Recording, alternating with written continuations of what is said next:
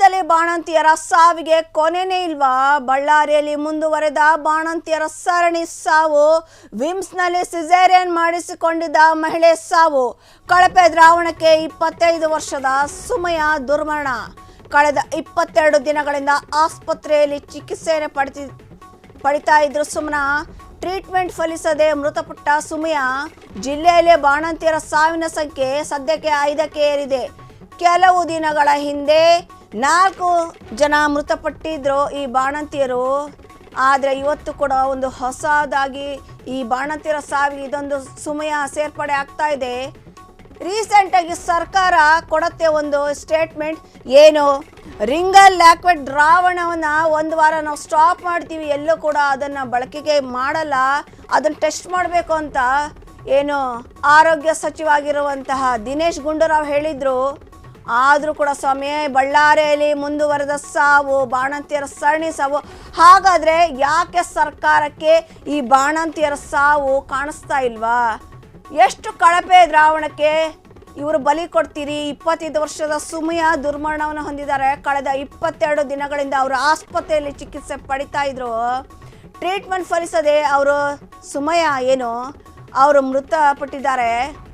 ಜಿಲ್ಲೆಯಲ್ಲಿ ಬಳ್ಳಾರಿ ಜಿಲ್ಲೆಯಲ್ಲಿ ಬಾಣಂತಿಯರ ಸಾವಿನ ಸಂಖ್ಯೆ 5ಕ್ಕೆ ಏರಿದೆ.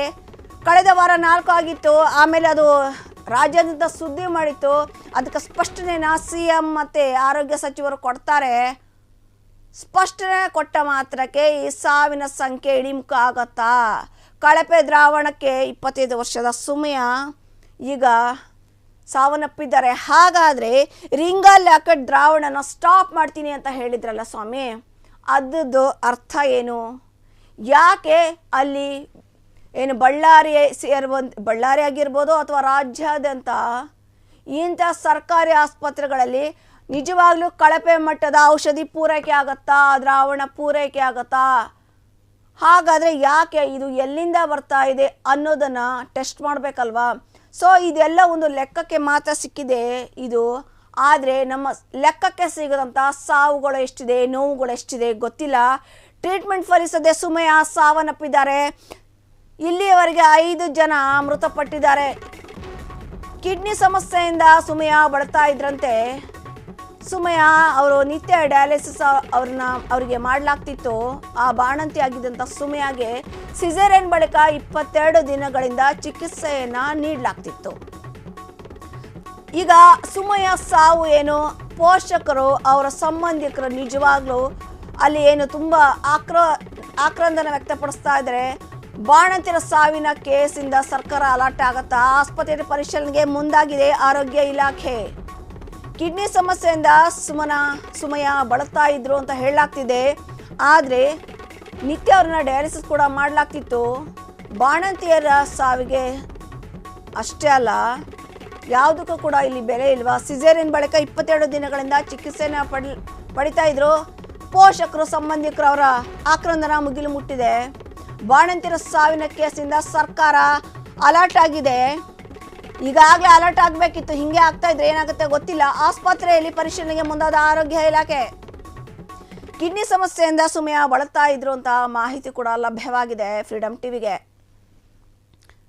ಸೊ ಬಾಣಂತಿ ಆಗಿದ್ದಂಥ ಸುಮಯ ಅವರಿಗೆ ಕಿಡ್ನಿ ಸಮಸ್ಯೆ ಕೂಡ ಇತ್ತು. 22 ದಿನದಿಂದ ಚಿಕಿತ್ಸೆ ಪಡಿತಾ ಇದ್ರು. ಸಿಸೇರಿಯನ್ ಆಗಿತ್ತು ಅವರಿಗೆ.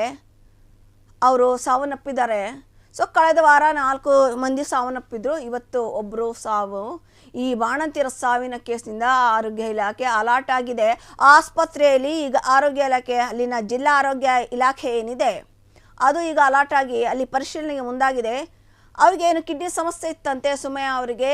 ನಿತ್ಯ ಅವರಿಗೆ ಡಯಾಲಿಸಿಸ್ ಮಾಡಲಾಗ್ತಿತ್ತು. ಸಿಸೇರಿಯನ್ ಆಗಿತ್ತು ಅವರಿಗೆ. 22 ದಿನದಿಂದ ಅವರು ಚಿಕಿತ್ಸೆಯನ್ನು ಆ ಆಸ್ಪತ್ರೆಯಲ್ಲಿ ಪಡಿತಾ ಇದ್ರು. ಈಗೊಂದು ಬ್ರೇಕಿಂಗ್ ಬರ್ತಾ ಇದೆ. ಅದು CM ಸಿದ್ದರಾಮಯ್ಯ ನೇತೃತ್ವದಲ್ಲಿ ಸಚಿವ ಸಂಪುಟ ಇದೆ, ಅದನ್ನು ಮುಂದೆ ನೋಡೋಣ.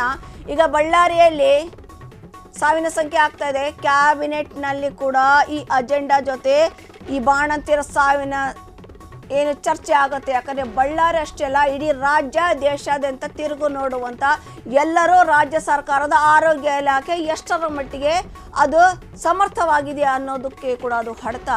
ಹಾಗಾಗಿ ಕ್ಯಾಬಿನೆಟ್ ಅಜೆಂಡಾ ಜೊತೆಗೆ ಇವತ್ತಿನ ಏನು ಸಿಎಂ ಸಿದ್ದರಾಮಯ್ಯ ನೇತೃತ್ವದ ಸಚಿವ ಸಂಪುಟ ಸಭೆಯನ್ನು ನಡೀತಾ ಇದೆ.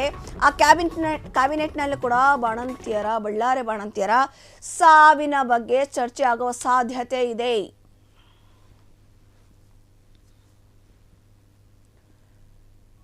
ಎಸ್, ಏನೋ ಕ್ಯಾಬಿನೆಟ್ ಅಜೆಂಡಾದಲ್ಲಿ ಸಿಎಂ ಸಿದ್ದರಾಮಯ್ಯ ಇದನ್ನು ಚರ್ಚೆಗೆ ತಗೋತಾರೆ ಅಂತ ಮಾಹಿತಿ ಲಭ್ಯವಾಗಿದೆ. ಬಳ್ಳಾರಿಯಲ್ಲಿ ಈಗ ಟೋಟಲ್ 5 ಜನ ಬಾಣಂತಿಯರು ಸಾವನ್ನಪ್ಪಿದ್ದಾರೆ. ಕ್ಯಾಬಿನೆಟ್ ಅಜೆಂಡಾ ಜೊತೆ ಇವತ್ತು ಕೂಡ ಇದು ಚರ್ಚೆ ಆಗುವ ಸಂಭವ ಇದೆ. 4 ಜನ ಹೋದ್ವಾರ, ಇವತ್ತು ಸುಮಯ, ಮುಂದೆ ಎಷ್ಟು ಗೊತ್ತಿಲ್ಲ. ಸರ್ಕಾರ ಈಗ ಸ್ಪಷ್ಟನೆನ ಕೊಟ್ಟಿದೆ ಈ ಹಿಂದೆ ಕೂಡ. ಆದರೂ ಇವತ್ತು ಯಾಕೆ ಸಾವನ್ನಪ್ಪರು? ಕಿಡ್ನಿ ಸಮಸ್ಯೆ ಇತ್ತು, ಓಕೆ. ಇಷ್ಟೆಲ್ಲ ಸಮಸ್ಯೆ ಆಗ್ತಾ ಇದೆ ಅಲ್ವಾ ಸರ್ಕಾರಿ ಆಸ್ಪತ್ರೆಗಳಲ್ಲಿ. ಡಯಾಲಿಸಿಸ್ ಅನ್ನ 22 ದಿನಗಳಿಂದ ಮಾಡ್ತಾ ಇದ್ರಿ. ಸೊ ಅವರಿಗೆ ಸ್ಪೆಷಲ್ ಟ್ರೀಟ್ಮೆಂಟ್ ಏನಾದರೂ ಅಗತ್ಯ ಇತ್ತಾ? ಹಾಗಾದರೆ ಅದಕ್ಕೆ ಬೇಕಾಗಿದ್ದಂತಹ ಪರಿಕರಗಳಿರ್ಬೋದು, ಉಪಕರಣಗಳಿರ್ಬೋದು, ಔಷಧಿ, ದ್ರಾವಣ ಇತ್ಯಾದಿ ಏನು ವೈದ್ಯಕೀಯ ಚಿಕಿತ್ಸೆ ಅವರಿಗೆ ಸಿಗಲಿಲ್ವಾ? ಯಾಕೆ ಅನ್ನೋದು ಕೂಡ ಈಗ ಸ್ಪಷ್ಟನೆ ಸಿಗಬೇಕಾಗಿದೆ ಸರ್ಕಾರದಿಂದ. ಏನು ಕ್ಯಾಬಿನೆಟ್ನಲ್ಲಿ ಕೂಡ ಇದು ಬಳ್ಳಾರಿಯಲ್ಲಿ ಬಾಣಂತಿಯರ ಸಾವಿನ ಸಂಖ್ಯೆ ಏನು ಹೆಚ್ಚಾಗ್ತಿದೆ ಅದು ಕೂಡ ಚರ್ಚೆ ಆಗೋಕ್ಕೆ ಸಾಧ್ಯತೆ ಇದೆ. ಯಾಕೆ ಪದೇ ಪದೇ ಬಳ್ಳಾರಿಯಲ್ಲಿ ಇದು ಆಗ್ತಾ ಇದೆ? ಹಾಗಾದರೆ ಸಮರ್ಥವಾಗಿಲ್ವಾ ಆ ಆಸ್ಪತ್ರೆ? ಇವತ್ತಿನ ಕ್ಯಾಬಿನೆಟ್ನಲ್ಲಿ ಏನು ಒಂದಿಷ್ಟು ಅಜೆಂಡಾಗಳಿದ್ದಾವೆ, ಈ ಅಜೆಂಡಾದಲ್ಲಿ ಇದು ಕೂಡ ಎಕ್ಸ್ಟ್ರಾ ಆಗಿ ಚರ್ಚೆ ಆಗ್ಬೋದು ಅಂತ ಸಾಧ್ಯತೆ ಇದೆ. ಬಳ್ಳಾರಿ ಬಾಣಂತಿಯರ ಸಾವಿನ ಕೇಸ್ ಬಗ್ಗೆ ಚರ್ಚೆ ಆಗುವ ಸಾಧ್ಯತೆ ಇದೆ.